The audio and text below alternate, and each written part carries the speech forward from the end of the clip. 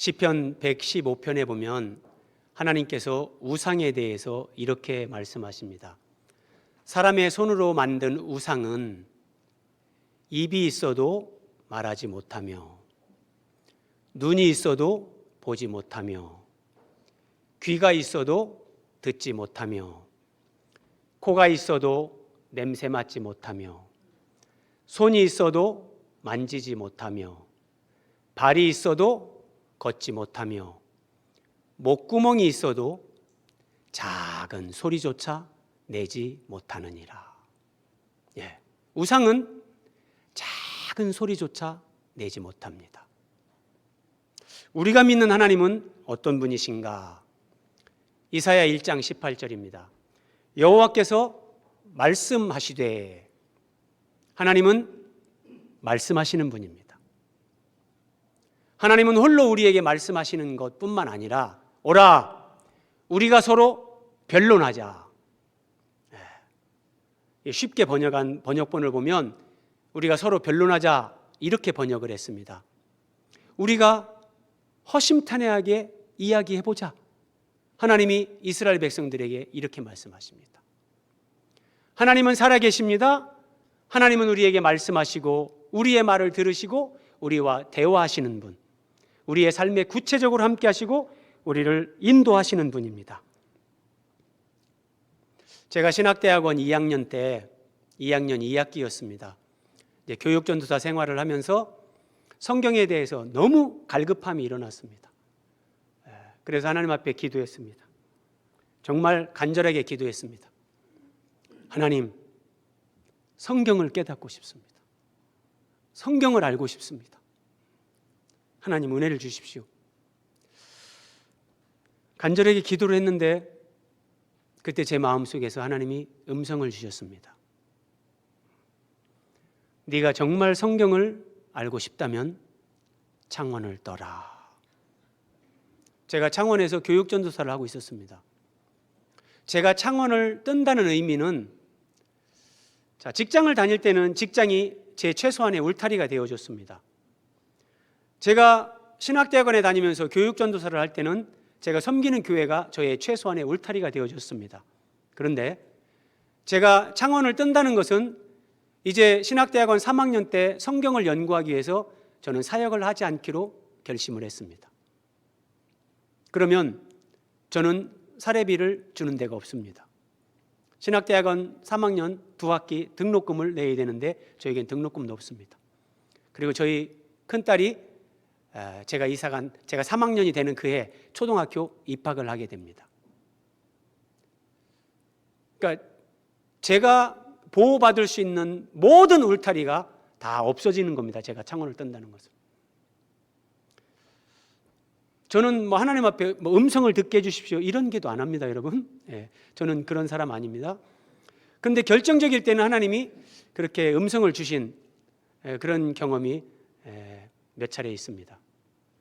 그래서 저는 하나님의 말씀을 그냥 이거는 하나님의 음성인가 아닌가 그런 의심 자체가 안 들어요. 그래서 알겠습니다, 하나님. 그럼 창원을 뜨겠습니다.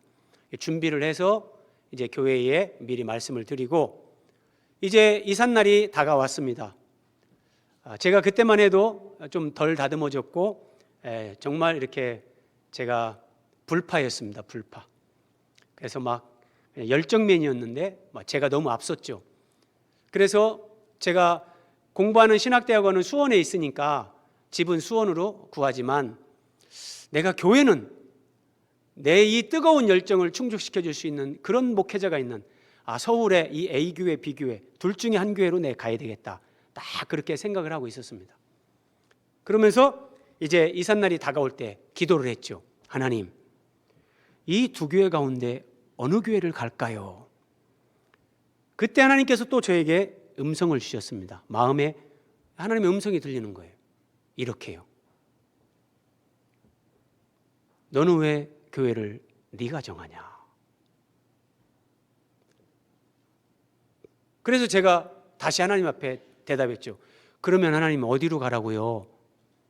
이렇게 딱 제가 하나님께 말씀드리는데 제 머릿속에 한 교회가 싹 스쳐 지나가는 거예요. 그 교회는 제가 합동신학대학원에서 공부를 하면서 수요일 저녁에 예배를 한 번씩 갔던 침례교회였습니다. 그 교회 목사님은 로마서를 1000번 이상을 읽은 분입니다. 펜 잡으면 로마서 1장 1절부터 16장 끝절까지 그냥 원어로 다 해석할 수 있는 그런 분이셨습니다. 근데 그 사모님이 저희 신학대학원에서 같이 공부를 해서 그 교회를 알게 됐고, 그 교회를 한 번씩 갔었는데, 그래도 저는 장로교 신학대학원 전도사고 아무리 그래도 그렇지 침례교 내가 그렇게 갈 수 있나. 근데 하나님께서 그 교회가 싹 스쳐 지나가는데 그럼 하나님 알겠습니다. 하나님이 뭐를 깨닫게 하시면 저는 거기에 대해서 좌고우면하지 않습니다. 하나님 알겠습니다. 그 교회 가겠습니다. 그래서 장로교 신학대학원 3학년 전도사가 침례교회 평신도로 1년을 출석했습니다.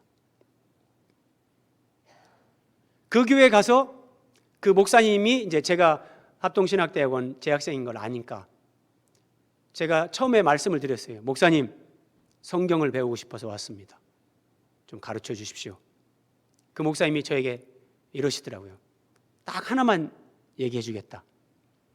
성경은 논리다 이러는 거예요. 저 그 말을 듣는 순간 지금 논리나 뭐 성경은 논리다 이러는데, 그리고 그 목사님이 저에게 특별히 가르쳐 주신 게 없어요. 근데 그 교회 1년간 예배를 추석하면서 성경을 논리적으로 해석하고 성경을 논리적으로 설교하는 것을 저는 보고 들으면서 습득이 됐습니다. 그래서 제가 이 사역자의 삶을 살면서 거기에서 1년이 제 삶에 굉장히 큰 자양분이 됐습니다. 자, 제 얘기를 하려고 했던 건 아니고요. 하나님은 우리에게 이렇게 말씀하시는 하나님, 우리와 대화하시고 우리를 인도하시는 하나님. 자, 우리가 크게 4가지로 하나님이 우리에게 어떻게 말씀하시고 우리를 어떻게 인도하시는가 확인할 수 있는데요. 첫 번째, 하나님이 우리에게 말씀하시고 우리를 인도하시는 방법, 첫 번째는 성경입니다. 가장 건강하고 가장 아름다운 겁니다. 하나님은 말씀으로, 기록된 말씀으로 우리에게 말씀하시기를 기뻐하십니다. 그런데 그럼 저는 왜 기도할 때 하나님이 음성을 주셨을까요? 제가 돌이켜보니까 제가 말씀으로 하나님과 교제하면서 그 말씀을 묵상하면서 말씀으로 하나님의 인도를 받는 아직 그 훈련이 안 돼 있기 때문에, 그래서 하나님이 그냥 강권적으로 말씀을 주시면서 저에게 그렇게 말씀을 하신 거예요. 간혹 내가 하나님의 음성을 들었다 이런 분들이 있습니다. 여러분, 그런 분들은 가까이 하지 마십시오. 영적으로 유익함이 없습니다. 설사 내가 하나님의 음성을 정말 들었다 할지라도 겸손한 사람은 그렇게 표현 안 합니다. 하나님이 나에게 이런 감동을 주셨습니다. 이렇게 말하는 겁니다. 하나님은 우리에게 성경으로 말씀을 하십니다. 두 번째는 내면의 감동, 아니면 제가 말씀드리는 직접적인 음성, 그 다음에는 마음의 평안입니다. 하나님 앞에 내가 어떤 것을 놓고 기도할 때 하나님의 뜻과 내 뜻이 부합하면 하나님이 주시는 마음의 평안이, 이건 분명히 하나님이 이렇게 인도하시는구나, 누구든지 확신할 수 있게끔 그 평안으로 하나님은 말씀하시고 우리를 인도하십니다. 마지막 4번째는 환경입니다. 하나님은 환경으로 우리를 인도하시고 환경으로 우리에게 말씀하십니다. 구약 성경을 보면 어디를 펴든지 환경으로 말씀하시는 하나님을 정말 쉽게 만날 수 있습니다. 자, 오늘 말씀의 제목은 환경과 하나님의 인도입니다. 사무엘에게, 하나님의 사람 사무엘에게 하나님께서 말씀하셨습니다. 사울이 오기 전날에, 사울은 이스라엘의 초대 왕으로 세움받는 사람입니다. 사울이 오기 전날에 여호와께서 사무엘에게 알게 하여 이르시되, 내일 이맘때에 내가 베냐민 땅에서 한 사람을 내게로 보내리니 너는 그에게 기름을 부어 내 백성 이스라엘의 지도자로 삼으라. 내일 이맘때에 24시간 후에 베냐민 지파에 속한 사울이라는 한 청년을 하나님께서 사무엘 앞에 딱 오게 할 것이다, 이렇게 말씀하시는 겁니다. 그러면 사울은 하나님으로부터 이런 음성을 듣는가? 사울아, 너는 내일 이맘때까지 사무엘에게 찾아가라. 놀라운 것은 하나님이 사울에게 이런 말씀을 전혀 하시지 않는다는 겁니다. 그런데 하나님이 말씀하신 그 시각에 사무엘과 사울의 만남이 이루어집니다.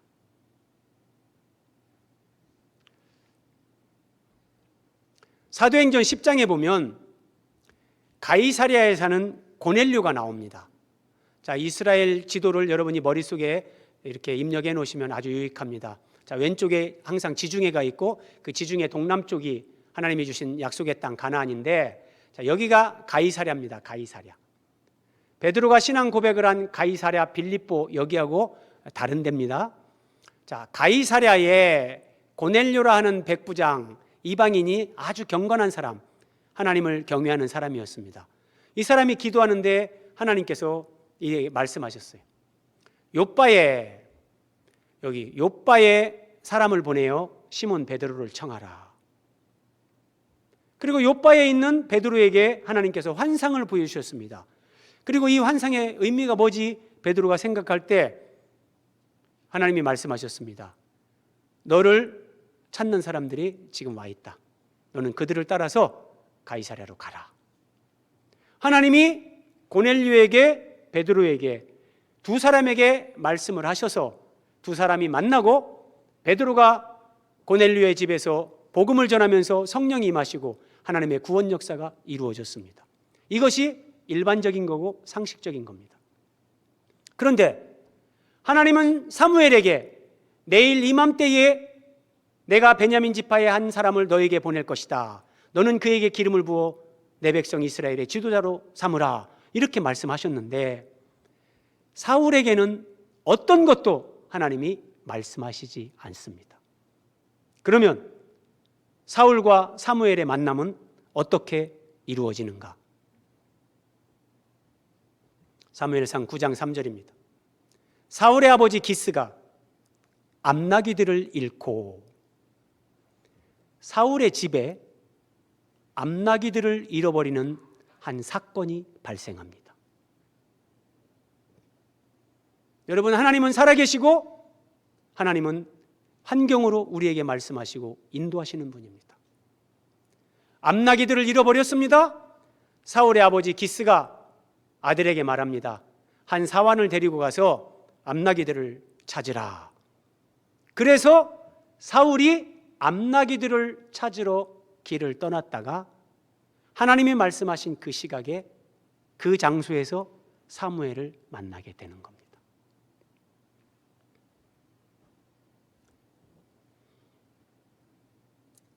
사울의 아버지 기스나 사울이나 암나귀들을 잃어버린 사건이 발생했을 때, 여기에 하나님의 무슨 뜻이 있지? 하나님이 지금 이걸 통해서 나에게 뭘 말씀하시는 거지? 이런 생각을 전혀 하지 못합니다. 여러분들은 어떠십니까? 여러분들이 예를 들어서 돈지갑을 잃어버렸어요. 어떤 분은 건강을 잃어버렸어요. 뭔가를 잃어버렸어요. 불신자들은 오늘 재수 없네. 그런데 우리 그리스도인들이 똑같이 그렇게 생각한다면 우리는 하나님을 믿는 사람으로서 우리 인생에 우연이 없다는 것, 이런 부분에 대해서 우리가 많은 걸 놓치는 거예요. 여러분, 지극히 작은 것 하나에도 저는 성경으로 이런 부분을 하나님께서 가르쳐 주시고 깨닫게 하셔서 제 삶 가운데 정말 작게 느껴지는 거 하나라도 이거 이상한데 이게 뭐지? 그런 것이 제 삶에 딱 일어나면 저는 그냥 하나님 앞에 엎드립니다. 하나님, 이걸 통해서 저에게 무엇을 말씀하십니까? 하나님, 제가 이걸 통해서 깨달아야 될 건 뭡니까? 하나님 가르쳐 주십시오. 순종하겠습니다. 여러분, 우리는 이렇게 살아야 되는 거예요. 그리스도인의 인생에, 아니 하나님이 창조하신 이 자연계, 우주 만물 그 어떤 것에도 우연은 없습니다. 좀 더 관심 있는 분들은 사무엘상 9장 10장을 읽어보십시오. 암나기들을 누가 훔쳐간 것도 아니고 암나기들이 잠깐 나가는 거예요. 하나님이 그렇게 하게 만드시는 거예요. 우리 인생에, 우리 가정에, 여러분 삶에 정말 어떻게 이런 일이, 아니면 뭐 이런 사소한 것쯤이야 라고 생각하는 것, 거기에도 하나님의 섭리가 있고 하나님의 인도와 메시지가 있다는 겁니다.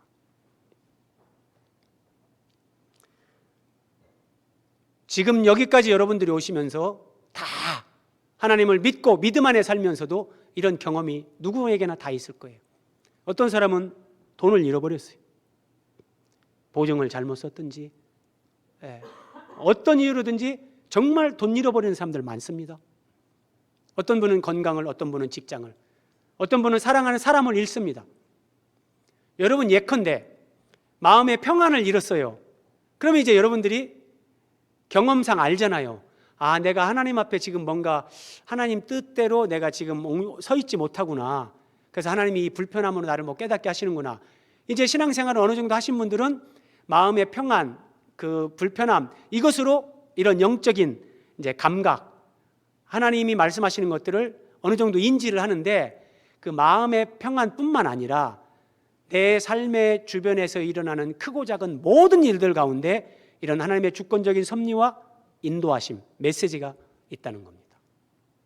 그리고 중요한 거 하나는, 내가 뭔가를 잃어버렸을 때 그때가 하나님이 내 삶에 새 일을 시작하시는 하나님의 시그널이라는 겁니다. 여러분, 생각해 보세요. 하나님과 무관하게 믿음 없이 하나님 없는 상태로 살아가는 사람이 그의 인생에 어떤 일도 일어나지 않아요. 그게 축복일까요? 그럼 그 사람은 하나님을 만날 수가 없습니다.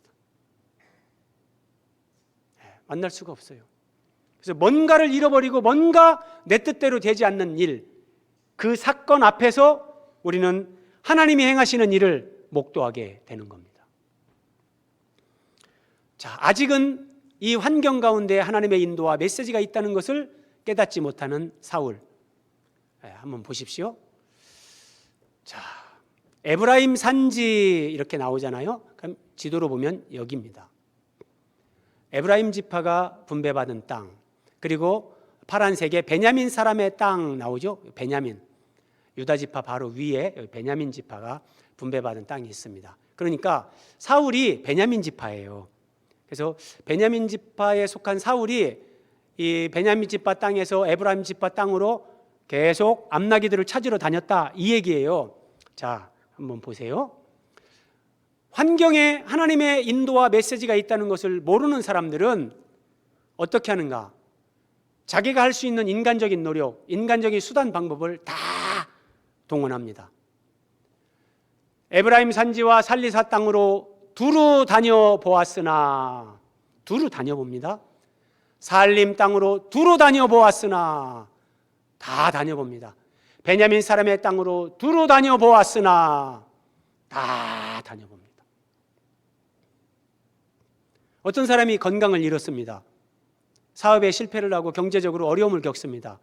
그러면 사람들이, 자, 믿지 않는 사람들이야 당연한 것이지만, 믿는 사람들도 하나님과의 관계가 아직 친밀하지 않으면, 하나님 앞에 엎드리는 것이 훈련되지 않은 사람들은 그 어려운 환경 가운데서 하나님 앞에 먼저 묻는 이것을 하지 않습니다.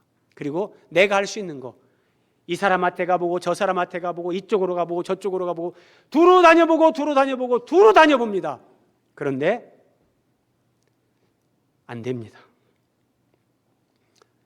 사울이 사환과 함께 두루 다닌 것을 지도로 한번 보십시오. 여기가 베냐민 지파가 분배받은 땅인데, 자, 베냐민 지파의 사울의 집은 기브아라는 데 있습니다. 기브아. 자, 여기에서 살리사 땅, 이제 사무엘은 어디에 있나? 그 기브와 바로 아래 라마라는 곳에 사무엘의 집이 있었습니다. 그런데 기도하지 않고 자기 생각으로 암나기들을 찾으려고 노력하는 사울, 살리사 땅으로 두루 다녀보고 사알림 땅으로 두루 다녀보고 베냐민 사람의 땅으로 두루 다녀봅니다. 찾지 못합니다. 여러분, 이 지도 보세요. 근데 여기에서 만약에 사울이 기브아에서 길을 떠나기 전에 하나님, 이 암나기들을 잃어버린 이 환경을 통해서 하나님은 저에게 무엇을 말씀하십니까? 만약에 기도했다면 하나님이 응답해 주셨을 겁니다. 그러면 두루 다니고 헛수고하지 않고 시간 허비하지 않고 에너지 소비하지 않고 이렇게 바로 가는 거예요. 그러면 하나님께서 이렇게 말씀하셨겠죠. 기브아에 있는 사울에게 라마로 내려가라. 그러면 이렇게 해요. 기브아에서 라마로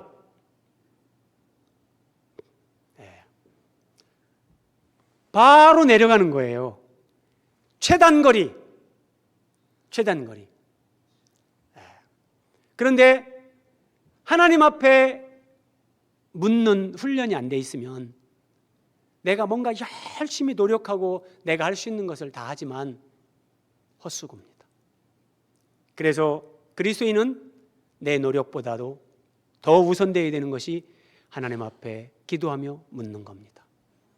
여러분, 기도를 종교적인 것으로 그렇게 생각하지 마십시오. 하나님과 대화하는 겁니다. 하나님, 그러면 하나님이 예 하나님, 예. 말씀을 묵상하고 그 말씀으로 하나님과 대화하면 행복한 거예요. 그걸 기도라고 하는 거예요. 그런데 기도 없이 인간적인 노력만 할 때 어떻게 되는가 보십시오. 찾지 못하고, 다시 한번 보십시오. 두루 다녀보았으나 찾지 못하고, 두루 다녀보았으나 그곳에는 없었고, 두루 다녀보았으나 찾지 못하니라. 아무것도 손에 잡히는 거 없고 이런 것을 찾을 수가 없습니다.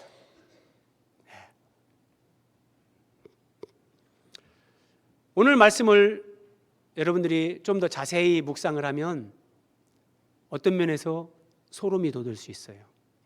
하나님은 사무엘에게 내일 이맘때에 베냐민에 속한 한 사람을 너에게 보내겠다 말씀하셨죠? 그러면 하나님은 사울이 두루 다녀서 그 시각에 그 장소에 올 것을 아셨다는 거예요. 하나님은 우리의 영적인 상태를 다 아십니다. 하나님과 나와의 관계, 내가 무슨 일을 만나든지 하나님 앞에 기도하는 사람인가, 하나님과 대화하고 하나님의 인도를 따르는 사람인가, 암나기 잃어버렸는데 아이고 오늘 좀 운이 없구나, 이렇게 그냥 치부하고 마는 건가? 그리스도인들의 삶은 그렇지 않습니다. 하나님이 내 영혼의 상태를 아시고 하나님이 나라는 존재를 안다고 할 때 두렵고 떨린다면 그러면 우리는 안 돼요. 하나님이 나를 안다 하실지라도 우리가 다 부족하고 연약하지만 하나님, 다른 거는 제가 할 줄 모르지만 하나님 은혜에 감사하며 제가 주님 사랑하는 거, 주님 말씀대로 살아가려고 하는 거 하나님 아시지요? 적어도 우리가 이 고백은 할 수 있어야 하나님이 내 모든 걸 안다 해도 우리가 두렵지 않는 거예요. 사람들은 자신이 할 수 있는 거 다 해봅니다. 다 해봅니다. 그리고 안 되면 그때 기도합니다. 하나님은 그것도 그래, 아이고 그래도 이쁜 내 새끼 그렇게 해주시지만 처음부터 하나님 앞에 기도한다고 해보십시오. 암나기들을 잃어버렸는데 하나님 무슨 뜻이죠? 하나님 저에게 무슨 말씀을 하시는 거죠? 제가 깨닫고 순종해야 될 건 뭔가요?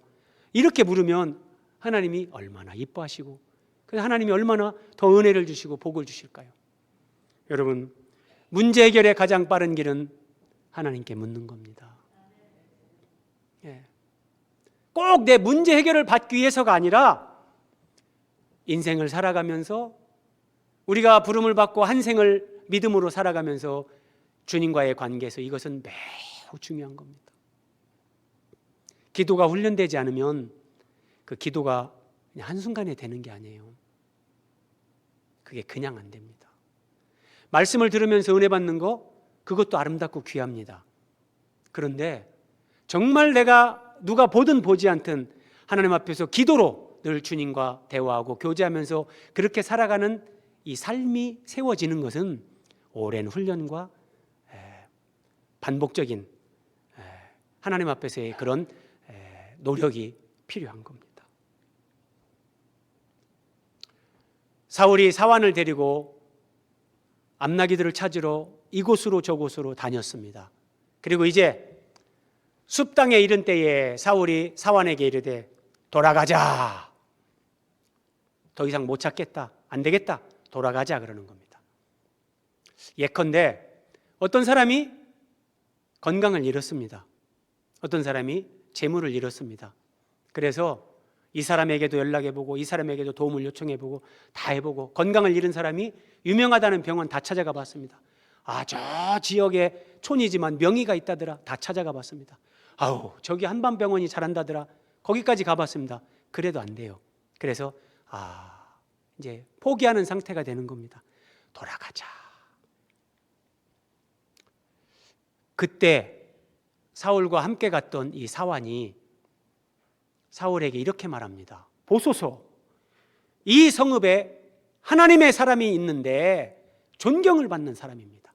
그가 말한 것은 반드시 이루어집니다. 우리가 하나님의 사람에게 가면 우리에게 암나기를 찾을 수 있는 그 길을 가르쳐 줄 수 있을 겁니다. 예컨대 도련님, 우리 여기 하나님의 사람에게 가보죠. 이렇게 얘기를 하는 겁니다.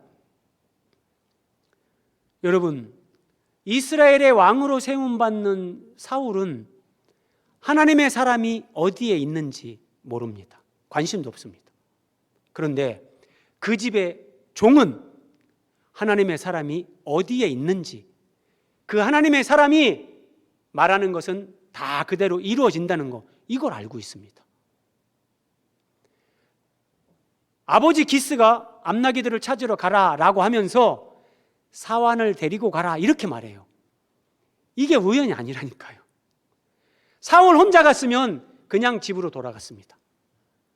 근데 이 사환 때문에 하나님의 사람 사무엘을 만나게 되는 겁니다. 어떤 사람이 자기 인생에서 이제 다 포기합니다. 나는 안 되겠다. 더 이상 소망이 없다. 그때 하나님을 사랑하는 한 믿음의 사람이 나하고 같이 교회 가봐. 이제 자기도 예수님 믿어야 돼.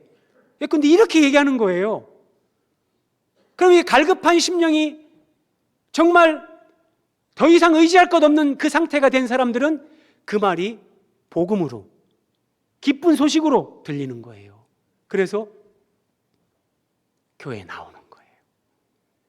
저도 그랬어요. 저도 아버지가 서울병원에서 수술을 하셨는데 의사가 늦었다고, 한 6개월밖에 못 사시겠다고. 그 말을 듣고 그 병실에서 한 분에게 제가 전도를 받았는데 내가 교회를 가봐야 되겠다, 이 마음이 딱 드는 거예요. 그리고 이제 그때 제가 포항에 있었는데, 포항에 내려왔는데 교회가 혼자 안 가지잖아요. 그 3개월이 흘렀어요. 3개월이 흐르고 수요일이었는데 회사 통근버스에서 내리는데 입사 동기 한 녀석이 저보고 석주야, 오늘 나랑 교회 갈래? 그러는 거예요. 얼마나 그것이 좋게 들리던지요. 그래, 교회 갈게. 그리고 저는 그날 밤 하나님을 만나고 지금까지 하나님 앞에 사로잡혀서 이렇게 살아갑니다. 행복하게. 너무 의무적으로, 종교적으로 전도하는 것이 아니라 정말 하나님이 나에게 감동을 주시고 성령께서 이 사람이다, 복음을 전해라, 그런 성령의 감동을 따라서 그러기 위해서 우리는 기도해야 되고 그런 인도를 받아야 되는 거예요. 하나님의 사람이 여기에 있습니다. 여러분, 하나님의 사람에게 간다는 것은 말씀을 찾아가는 거예요. 말씀을요. 하나님께서 엘리야를 그리 시내가에 숨깁니다. 까마귀들이 먹을 것을 갖다가 공급하게 하면서 엘리야를 그리 시내가에 숨기는데, 하나님이 선지자를 왜 숨길까요? 하나님이 말씀을 숨기는 겁니다. 타락한 세대, 하나님을 거역하는 세대 가운데 하나님은 그들에게 말씀을 주지 않습니다. 그리고 엘리야를 숨기면서, 말씀을 숨기면서 정말 살아있는 자들, 하나님을 갈망하는 자들은 말씀을 찾으라는 거예요. 그래서 선지자를 숨기는 거예요. 하나님의 사람은 곧 말씀입니다. 말씀, 하나님의 말씀. 그런데 사환의 말을 듣고 사울이 또 한 가지 염려가 되는 거예요. 아니, 우리가 하나님의 사람을 찾아가려고 하는데 하나님의 사람에게 드릴 예물이 하나도 없지 않느냐. 하나님의 사람을 만나기 위해서는 뭐 예물을 준비해야 된다, 그런 얘기가 아니라, 여러분, 우리나라도 한 20-30년 전만 해도 어디 어른들 찾아뵈러 갈 때 빈손으로 못 가잖아요. 뭐 믿음 생활 안 하는 어르신 같으면 뭐 정종이라도 한 병 사고, 또 뭐 집안의 어른이면 소고기라도 한 건 사고, 그리고 어른 찾아뵈러 가는 거잖아요. 똑같은 거예요. 드릴 예물이 없는데 어떻게 하나님의 사람을 찾아가냐 그랬더니, 이 사환이 또 이렇게 말합니다. 보소서, 내 손에 은 한 세겔의 4분의 1이 있습니다. 내가 은전이 하나 있습니다. 이렇게 얘기하는 거예요. 또 여기서도 생각해 보십시오. 아니, 사울의 집은 부자예요. 유력한 집안이다, 본문에 나오거든요. 굉장히 부자예요. 부잣집의 아들은 아버지 말에 순종해서 암나기들을 찾으러 나오는데 아무것도 가져온 게 없어요. 근데 그 부잣집의 종은 은전을 가지고 왔어요. 상식적이지 않아요. 부잣집 아들이야 뭐 비상금을 가지고 다니든지 뭘 가지고 다니든지 그럴 수 있는데, 아니, 부잣집 아들도 그냥 왔는데 이 종이 비상금을 가지고 온 거예요. 이런 게 우연이 아니라니까요. 우리의 삶에 크고 작은 모든 것들 가운데 하나님의 섭리가 작동하고 있는 거예요. 제가 이거 있으니까 이걸 드리면서 하나님의 사람에게 가보죠. 그래서 찾아갑니다. 그들이 하나님의 사람이 있는 성읍으로 가니라. 건강을 잃은 사람이, 재물을 잃은 사람이, 낙심한 사람이 온갖 사람에게 도움을 구하고 여기저기 다 다녀보다가, 아이고 이제 안 되겠다, 나는 소망이 없구나, 이렇게 낙심하고 절망할 때 옆에서 누군가가, 그리스도인이 와서 저하고 같이 교회 가보시겠습니까? 가서 한번 예배 참석해 보시죠. 지금 사울이 이렇게 자기 사환에 의해서 인도를 받아서 하나님의 사람이 있는 성읍으로 가는 것, 우리가 그렇게 누군가의 도움으로 인도를 받아 하나님 앞에 나온 똑같습니다.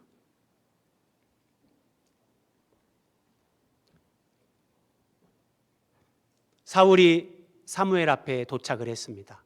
하나님이 말씀하신 그 시각에 사울과 사무엘의 만남이 성사됐습니다.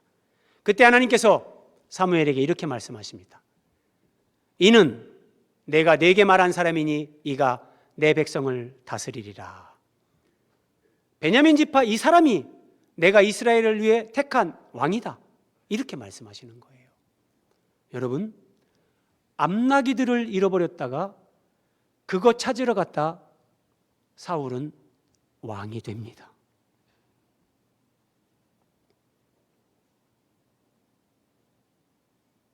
암나기를 잃어버렸는데 그것 때문에 하나님의 사람을 만납니다. 내가 건강을 잃어버렸는데 그것 때문에 하나님을 만납니다. 내가 돈을 잃어버렸는데 그것 때문에 더 가난한 심령으로 예수 그리스도를 더 깊이 만납니다. 이것이 우리가 뭔가를 잃어버림을 통해서 하나님이 우리 삶 가운데 행하시는 하나님의 섭리. 하나님은 결국은 우리의 영적 유익을 위해 이 모든 일들을 행하십니다. 그래서 고난은 재앙이 아닙니다. 세상 사람들은 누군가 어려운 일을 당하면 그거 가지고 뒷담화하기 좋아하고, 또 성숙하지 못한 신자들은 어려움 당하는 지체들을 보면서 저 사람 또 뭘 잘못했길래 하나님 앞에 저렇게 한 대 맞나? 우리가 그렇게 하면 안 됩니다. 고난은 재앙이 아니라 하나님이 그 사람의 인생 가운데 하나님이 새 일을 하고 있다는 시그널입니다. 하나님이 그 사람의 인생, 그 사람의 가정에 뭔가 하나님의 뜻을 이루기 위해 일하고 계시다는 하나님의 일하심의 어떤 그런 증표입니다. 시내산에 하나님이 강림하십니다. 그때 상황을 출애굽기 19장에 이렇게 표현하고 있습니다. 우레! 어떤 천둥 소리가 들리는 거예요. 우웅, 콱콱. 번개! 번쩍번쩍번쩍번쩍. 빽빽한 구름, 나팔 소리, 그리고 큰 진동이 시내산을 흔듭니다. 그러면서 하나님이 강림하십니다. 자, 하나님이 우리 인생에 찾아오시고 하나님이 내 삶에 개입하십니다. 그때 우레, 번개, 빽빽한 구름, 나팔 소리, 큰 진동이 일어나는데 그것이 우리에게는 어떤 고난, 뭔가를 잃어버리는 사건, 사람들이 보기에는 불행하고 큰일 났다, 염려스럽게 보이는 그런 환경, 그것이 하나님이 임하시는 하나님의 임재의 표시입니다.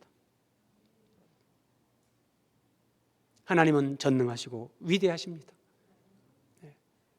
이걸 알면 지금 내가 겪고 있는 어떤 힘든 일, 내 삶의 환경에서 하나님을 찬양할 수 있습니다. 사무엘이 사울에게 말해줍니다. 사흘 전에 잃은 네 암나귀들을 찾았느니라. 사울의 집에 암나귀들이 어쨌든 찾았어요. 암나귀들이 들어온 거예요. 너 걱정하지 마라, 찾았다. 그리고 온 이스라엘이 사모하는 자가 누구냐? 너와 내 아버지의 집이 아니냐? 이스라엘이 왕을 요구하는데 네가, 베냐민 지파, 네가 이스라엘의 왕이다. 이렇게 말해주는 겁니다. 고난을 통해서 하나님의 사람을 만납니다. 고난을 통해서 예배당에 나오고 예수 그리스도를 만납니다. 고난을 통해서 하나님의 말씀이 들리기 시작하고 그 하나님의 말씀이 내 심령의 생수로, 은혜로 내 인격이 되고 내 생명이 되게끔 하나님이 역사하십니다. 이게 놀라운 은혜입니다. 놀라운 은혜입니다.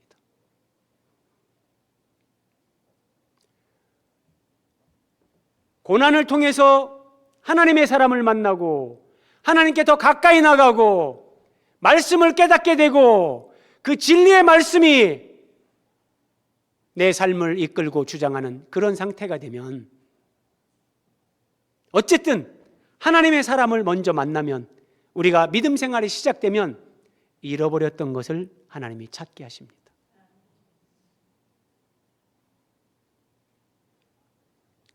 돈 잃어버렸다가 돈 찾는 거, 그거는 그렇게 큰 게 아니에요. 하나님이 우리에게 돈을 주시는 것은 제가 볼 때 우주 안에서 가장 쉽습니다. 근데 우리는 늘 가장 하나님 앞에 쉬운 그걸 가지고 하나님,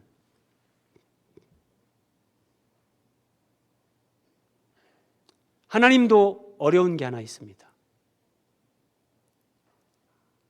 나라는 사람을 하나님의 자녀답게, 정말 그리스도인답게 변화시키는 것은 하나님도 오랜 시간이 걸리고 하나님도 오래 인내하셔야 됩니다.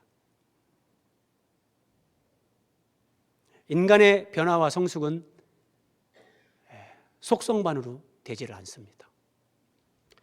어쨌든 내가 잃어버린 것, 고난, 이것을 통해서 하나님 앞에 나오고 말씀 앞에 서고 이제 말씀을 따라 사는 사람이 되면 내가 잃어버렸던 명예도, 사랑도, 건강도, 재물도 하나님이 다 찾게 은혜를 베푸십니다. 그리고 10장 1절에서 하나님께서 직접적으로 이제 사울에게 기름을 붓게 하십니다.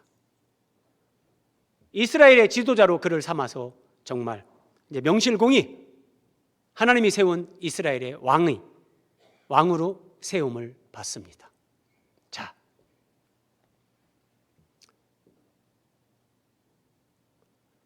환경에는 이렇게 놀랍고 위대한 하나님의 인도하심이 있습니다.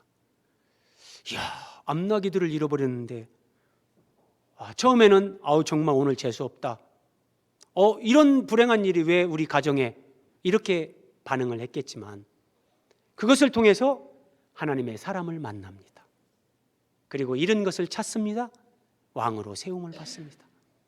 여러분, 우리는 어떤 사람들입니까? 고난을 통해 잃어버린 것을 통해 주님 앞에 나오고 우리는 왕 같은 제사장으로 세움 받았잖아요. 다 우리 얘기라니까요. 우리 얘기요. 그래서 우리의 삶의 모든 환경에는 이런 하나님의 인도하심이 있고 하나님의 메시지가 있습니다. 이 환경에 하나님의 어떤 메시지가 있는가? 구체적인 그 메시지는 오늘 밤에 설명을 드립니다. 내가 뭔가를 잃어버리고 하나님을 만났다면, 내가 겪은 그 고난 때문에 내 믿음이 더 성장했다면 그것은 하나님의 은총입니다. 은총입니다. 근데 여기까지 여러분들에게 제가 말씀을 전하고 마무리하면 다 여러분들이 좋아하실 겁니다. 그런데 하나님이 우리에게 원하시는 게 결정적인 게 하나가 더 있습니다. 암나기들을 잃어버림으로 잃은 것을, 하나님의 사람을 만나고 잃은 것을 찾고 왕으로 세움을 받았죠. 자, 하나님은 우리에게 영원으로 연결되는 은혜를 베푸시길 원하십니다. 사울은 왕으로 세움 받았지만 40년 권좌에 있다가 버림을 받습니다. 40년 세상에서 부귀영화 누리고 버림받는 그런 축복을 여러분 축복이라 할 수 있겠습니까? 우리가 하나님 나라로 영원히 영원한 은혜와 영광으로 연결되는 하나님이 그것을 우리에게 주시길 원하시는데, 그거 영원한 영광을 하나님이 우리에게 주시기 위해서 먼저 우리가 잃어버려야 될 것이 있습니다. 우리가 잃어버려야 될 것, 그게 뭐냐?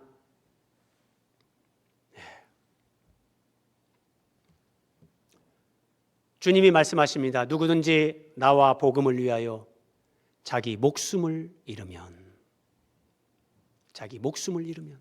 자, 목숨을 잃는다. 두 가지 순교가 있습니다. 우리가 일제강점기 때 주기철 목사님처럼 피를 흘려 죽는 순교가 있습니다. 적색 순교 이렇게 말합니다.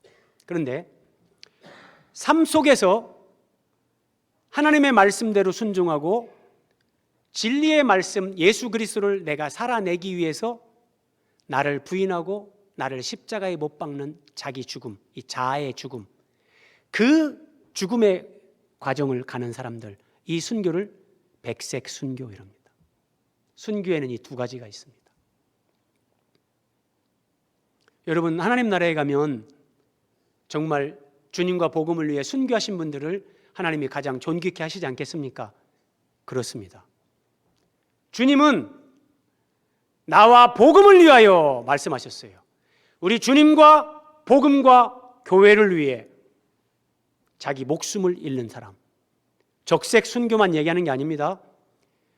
우리 사회는 이제 정치적으로 종교 때문에 순교를 당할 일은 없습니다. 그러면 우리가 살아가는 이 시대 우리 사회에서는 백색 순교가 요구되는 겁니다. 가정에서, 직장에서, 교회에서 내가 진리를 살아내는 그 삶으로 여러분 그냥 되는 게 아닙니다. 내 아내를 용납하고 내 남편을 용납하기까지도 여러 번 죽어야 됩니다. 그냥 안 됩니다. 내 옆에 있는 정말 가시 같은 사람, 저 사람 없으면 좋겠어. 우리가 살면서 뭐 직장에서 뭐 또 별의별 사람 다 만나잖아요. 그런데 그 모든 환경 속에서 내가 그리스도인답게 살아가기 위해서 결국 우리는 내 자아의 생명을 잃어야 됩니다. 자기 목숨을 잃는 겁니다. 사울 집은 암나기들을 잃었잖아요. 그건 작은 거라니까요. 돈을 잃고 건강을 잃는 거, 그것은 작은 것에 해당돼요. 근데 정말 주님이 우리에게 정말 기대하시고 주님이 우리에게 진짜 요구하시는 것은 자기 목숨, 자아의 생명을 잃어버리는 겁니다. 하나님은 궁극적으로 우리를 이쪽으로 인도하십니다. 사울은 자기 목숨을 잃는 이 과정이 없이 왕이 돼서 실패하고 버림받습니다. 다윗은 15년 가까이 사울에게 도망 다니면서 기름 부음을 받은 후에 그 시간 속에서 자기 죽음, 사울을 죽일 수도 있지만 하나님의 기름 부음이 있는데 내가 그럴 수 없다, 하나님께 맡기고 온전히 하나님 주권에 맡기는 그 자기 죽음의 길을 가는 거예요. 그래서 다윗도 실수를 하고 허물이 있지만 하나님이 그를 영원히 존귀케 그를 세워주는 거예요. 자기 목숨을 잃으면 구원하리라. 이 자기 목숨은 자아의 생명, 여전히 주님보다 나를 위하고 내가 중심이 되려는 바로 그런 납니다. 이게 죽어야 됩니다. 여러분, 이 자아의 죽음, 자기 목숨을 잃는 이게 없다면 믿음 생활에 힘든 거 없습니다. 여러분, 주일날 예배 참석하고 뭐 헌금 좀 드리고 교회에서 봉사 한두 가지 하고, 물론 귀하죠. 그것도 아름다워요.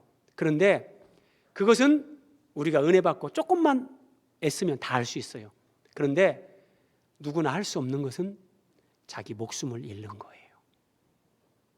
나를 주님과 함께 십자가에 못 박는 거예요. 여러분, 쉽지 않아요. 그런데 이 자기 죽음의 길을 통과할 때 하나님 나라에서 하나님은 우리에게 영원한 영광을 주십니다. 사울처럼 40년 권좌에 있다가 버림받는 것이 아니라 계시록 20장 4절입니다. 예수를 증언함과 예수님을 증언하면서 순교한 사람들이 있습니다. 적색 순교입니다. 하나님 말씀 때문에 말씀을 전하는 것도 포함을 하지만 그 말씀을 삶으로 살아내는 것 때문에 목배임을 당합니다. 백색 순교입니다. 그들에게 그리스도와 더불어 1000년 동안 왕노릇하게끔 하나님은 영원한 영광을 예비하십니다. 놀랍지 않습니까? 암나기들을 잃어버렸던 사람은 이스라엘의 왕이 되고 버림받습니다. 그러나 정말 신앙의 본질, 인생이 힘든 것은 이 자아의 생명을 처리하는 겁니다. 주님 안에서 자기 목숨을 잃는 겁니다. 이거 힘들거든요. 근데 내 목숨을 잃고 내 자아가 하나님 앞에 조금 더 굴복되게끔 나를 한 걸음 한 걸음 인도하시는 하나님, 그 하나님의 손길은 고난, 시련, 상처로 다가옵니다. 그 환경 앞에서 하나님 앞에 두 손 들고 아버지의 뜻을 이루시옵소서. 그때 우리의 자아의 생명은 조금씩 이제 힘을 잃어가고 주님의 생명이 나를 점유하고 나를 지배하면서 내 안에 주님이 주인으로 왕으로 사시는 그 삶이 되는 겁니다. 이 삶을 이 땅에서 그렇게 누리고 이 삶을 살아내는 사람들이 하나님 나라에서 주님과 더불어 왕노릇하는 겁니다. 힘들고 어렵습니다. 그러나 낙심하지 말고 두려워하지도 마십시오. 하나님이 은혜를 주시고 이 길을 완주할 수 있게끔 하나님이 누구보다 사울을 다 아세요. 내일 이맘때 다 돌다가 이렇게 올 거야. 나를 아신 하나님이 내 수준에 맞게 은혜를 주시고 한 걸음 한 걸음 인도하시면서 이 길을 가도록 하나님이 도와주시는 겁니다. 기도하겠습니다.